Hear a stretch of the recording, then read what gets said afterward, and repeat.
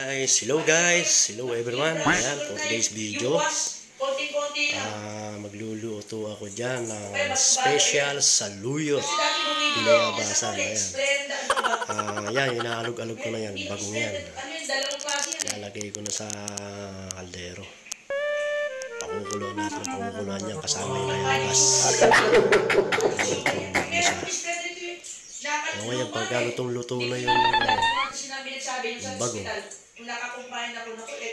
saka natin nilalagay sa luyo. Ang dahon. Kailangan naman sa dahon. Luto-luto. Hanggat kailangan, malalaman mo yung pagluto ng sa luyo at kulay itim yung sa luyo. Hindi kulay green. Kasi pag green pa, magtatay ka doon. What? Ay, may prepare ko yung ibang ano. Iniiwala ko ng ampalaya, talong. Hinagaya ko na lahat. Habang kausap ni mother, ang aking kapatid, sa video call. Ayan. Sinasabayan ko naman ng luto. Maya-maya, magsasalang na ako ng sinaing. Sarap nito guys. Saluyot. Maraming benefits na makuha rito sa saluyot na ito. Siya.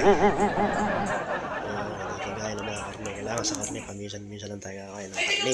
Di totoo yan. Ayan guys. Bola lang yan. Si Castro. Ayan. Ano ko ilalagay na yun? Ilagyan ng pampasarap. Ayan, pakikita ko. Ayan, nakikita pa niya yung luluto ni Castro. Ayan, gulay. Ayan, palaya.